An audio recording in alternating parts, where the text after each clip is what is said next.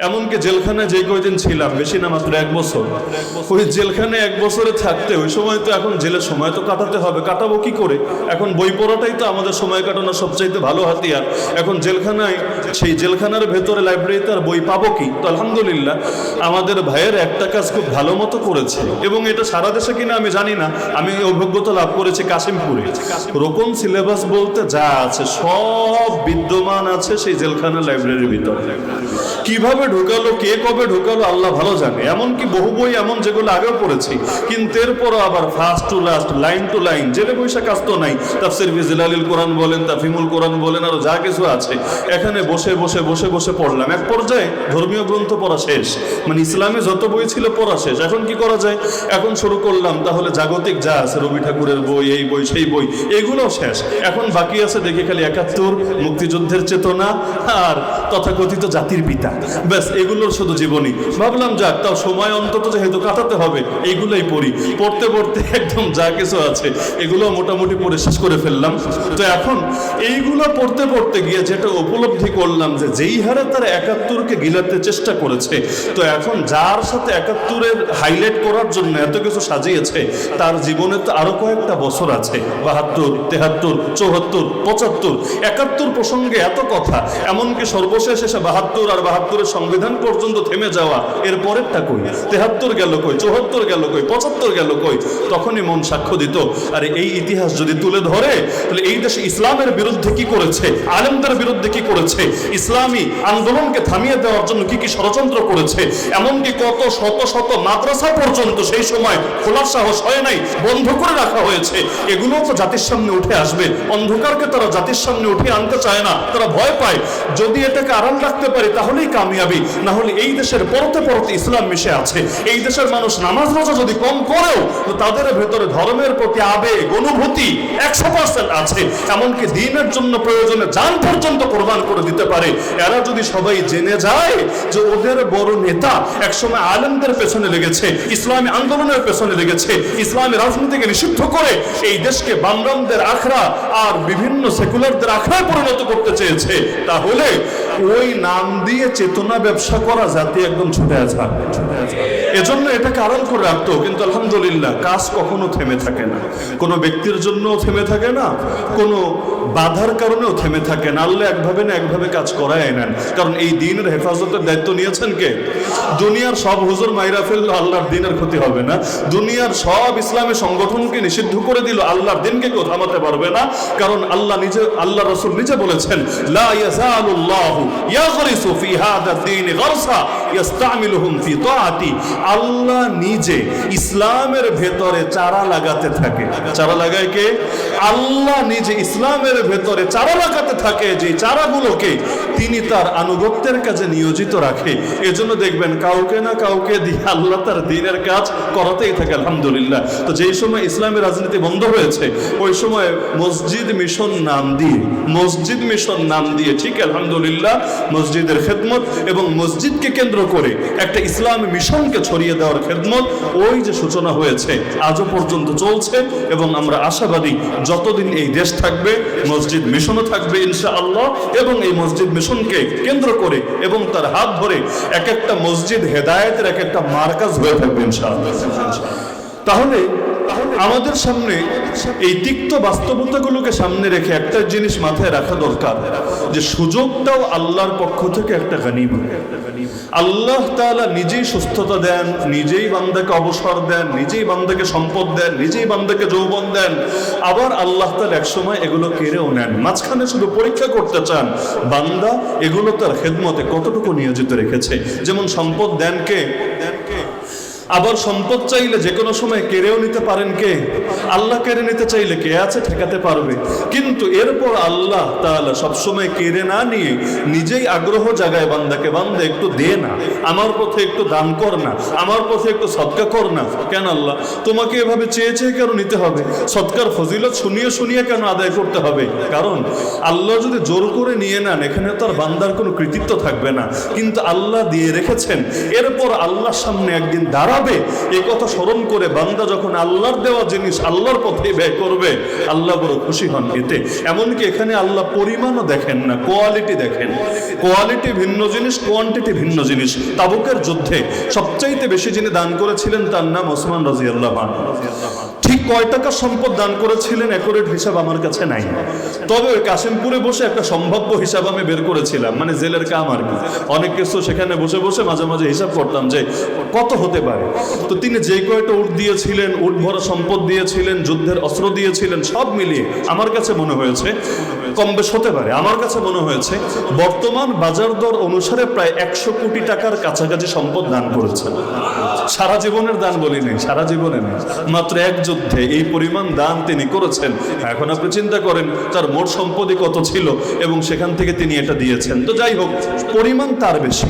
ওমর রাদিয়াল্লাহু আনহু দান করলেন, পরিমাণ ওসমানের চাইতে কম, কোনো সন্দেহ নাই। ওসমানের চাইতে পরিমাণ অনেক কম। নবী জিজ্ঞেস করলেন, ওমর কি দিলা আর কি রেখে আসলা? ওমর রাদিয়াল্লাহু আনহু বলল, ইয়া রাসূলুল্লাহ 50-50, অর্ধেক রেখে এসেছি আর অর্ধেক নিয়ে এসেছি। তার মানে যেই পরিমাণ এনেছি এই পরিমাণ আমার বাড়িতেও আছে। আবু বকর রাদিয়াল্লাহু আনহু কিছু দান করলেন, পরিমাণে ওমরের চাইতে অনেক কম। ওসমানের সঙ্গে তো তুলনা হয়ই না, ওমরের চাইতে অনেক কম। নবীজি জিজ্ঞেস করলেন, খিরে আবু বকর? নবী তো তাকে চেনেন, তাকে জানেন, তার ফ্যামিলির কি অবস্থা, আর্থিক কি অবস্থা নবীর চাইতে কে ভালো জানেন। নবী জিজ্ঞেস করলেন, আবু বকর কি রেখে আসলা? কি নিয়ে আসলে এটা প্রশ্ন না, নিয়ে কি এসেছে দেখাই যাচ্ছে, কি রেখে আসলা? আবু বকর রাদিয়াল্লাহু আনহু সরল সোজা মানুষ, কি বলে আর জবাব দিবেন? এক বাক্যে বললেন, আল্লাহ ওয়া রাসূলা, ঘরে আর কিছু না, আমার আল্লাহকে আর আমার রাসূলকে রেখে এসেছে। পরিমাণ কম, কোনো সন্দেহ নাই, কিন্তু ওমর বললেন, ভেবেছিলাম আজকে অন্তত আবু বকরকে হারাবো, তাকে পেছনে ফেলবো, কিন্তু বুঝে গেলাম, কারো শিখাই দিতে হলো না, আমি বুঝে গেলাম আবু বকরকে পেছনে ফেলা আমার সাধ্যের কথা না। কেন? আমার আল্লাহ কোয়ালিটি দেখেন, জাস্ট কোয়ান্টিটি না। না হলে যদি পরিমাণ বেশি হলেই দাম বেশি বাড়তো, তাহলে তো সব জান্নাত ফেরেশতাদের দখলেই চলে যেত, আমরা সিরিয়ালই পেতাম না। এমনকি আগেকার উম্মত যাদের হায়াত ছিল শত শত বছর, হাজার বছর, ওরাই চলে যেত সবার আগে জান্নাতে, আমরা পড়ে থাকতাম সবার পেছনে। কিন্তু ছোট একটা হায়াত, গড় আয়ু 60 থেকে 70-এর মাঝে, কিন্তু আলহামদুলিল্লাহ আসলাম সবার পরে, যাব সবার আগে। সংখ্যা দিয়ে এগিয়েছি তা না, বরঞ্চ আল্লাহ তাআলা কোয়ালিটি দিয়ে দিয়েছেন আমাদেরকে। সবচাইতে বেশি কোয়ালিটিফুল নবীর উম্মত হতে পেরেছি, সবচাইতে বেশি কোয়ালিটি সম্পন্ন কিতাব আল্লাহ আমাদেরকে দান করেছেন, এবং আরো কত কোয়ালিটি সম্পন্ন জিনিস দিয়েছেন। এক লাইলাতুল কদরে ইবাদত করলে 1000 মাসের চাইতে বেশি হয়ে যায়। আরো কত ভাবে আল্লাহ আমাদেরকে এগিয়ে নেওয়ার তৌফিক দিয়েছেন। সুতরাং মাথায় রাখবেন, এই ক্ষুদ্র জীবনে আল্লাহর দ্বীনের কাজ আল্লাহই করিয়ে নিবেন, কাউকে না কাউকে দিয়ে ঠিকই করিয়ে নিবেন। আপনি বসে থাকলেও আল্লাহর দ্বীন বসে থাকবে না, থেমে থাকবে না, কিন্তু এই দ্বীন এগোবে। কিন্তু সেখানে আপনার যদি কিছু অংশগ্রহণ না থাকে, আপনি পিছিয়ে যাবেন আখিরাতের সফরে। এই মসজিদ, মাদ্রাসায়, দ্বীন যা কিছু আছে সব চলবে, সব চলবে, কোনো কিছুই থেমে থাকবে না। এমনকি যেই সময় হুজুররা প্রায় সবাই জেলে, 2021-এর কথা বলছি, 3000-এর বেশি তো আমরা একসঙ্গে থাকলাম জেলে, আর বাকি যারা বাইরে ছিল তাদেরকেও থাকতে হয়েছে আত্মগোপনে, মাসের পর মাস লুকিয়ে। আত্মগোপনের জীবন, এটা জেলের জীবনের চাইতে ভয়ঙ্কর। ও যারা দুই জীবন সরাসরি অনুভব করেছেন এরা বুঝবেন, শুধু শুনে বুঝবেন না। আত্মগোপনে থাকা এতটা ভয়ের, একটা অ্যাম্বুলেন্স গেলেও ভেতরে এমন এমন কাঁপতে থাকে, মনে হয় এই বুঝি আমরা ধরতে এসেছে। একটা মুচি জুতার দিকে তাকালেও ভয় লাগে, আরে ও আবার গোয়েন্দা না তো, এভাবে তাকাচ্ছে কেন আমার দিকে, খুব আতঙ্কে দিন কাটে। অনেকে তো হার্টের রোগী থাকলে আরো ঝামেলায় পড়ে। ওই সময়ও আলহামদুলিল্লাহ যখন ষড়যন্ত্র শুরু হলো ইসলামের বিভিন্ন বিধানের বিরুদ্ধে, সিলেবাসের মধ্যে পর্যন্ত বিভিন্ন শয়তানে ঢুকাতে চাইলো, তো আলেমরা জেলে, বাকিরা আত্মগোপনে, তাই বলে আন্দোলন থেমে থেকেছে? থামে নেই আলহামদুলিল্লাহ। কলেজ ভার্সিটির ছেলেরা পর্যন্ত আল জিহাদ আল জিহাদ স্লোগান দিয়ে রাস্তায় নেমে এসেছে। তো এই মসজিদ মাদ্রাসার কাজ চলবে কিনা, আল্লাহর দ্বীনের কাজ চলবে কিনা, এগুলো চালিয়ে নেবেন কে? আমরা যদি হতে পারি ওসিলা, আলহামদুলিল্লাহ এটাই কামিয়াবি। না হলে আল্লাহ চাইলে নবীর রক্ত ঝরানো ছাড়া ইসলামকে বিজয়ী করতে পারতেন না। আল্লাহ চাইলে আমার নবীর দাঁত শহীদ করা ছাড়া, আমার নবীর আঙ্গুল কাটা ছাড়া, আমার নবীকে 3 বছর জেল খাটানো ছাড়া, আমার নবীকে তার নিজ ঘর থেকে, নিজ দেশ থেকে হিজরত করা ছাড়া, আমার নবীর আপন চাচার বুক চিরে কলিজা বের করে চিবিয়ে খাওয়া হয়েছে দৃশ্যের অবতারণা করা ছাড়া, আমার নবীকে 27টা যুদ্ধের ময়দানে নেওয়া ছাড়া, আর 47টা ময়দানে বাহিনী পাঠানো ছাড়া, আমার নবীর হাজার হাজার সাহাবী শহীদ হবে, এই দৃশ্যের অবতারণা করা ছাড়া আল্লাহ চাইলে প্রথম দিনই কোন শুধুমাত্র হও এই আদেশের দ্বারাই সবকিছু করে দিতে পারতেন নাকি পারতেন না? আল্লাহ যদি পারেন তাহলে তয়েফ লাগলো কেন, বদর লাগলো কেন, উহুদ লাগলো কেন, হিজরত লাগলো কেন, জিহাদ লাগলো কেন, কোরবানি লাগলো কেন, শাহাদাত লাগলো কেন, রক্ত লাগলো কেন?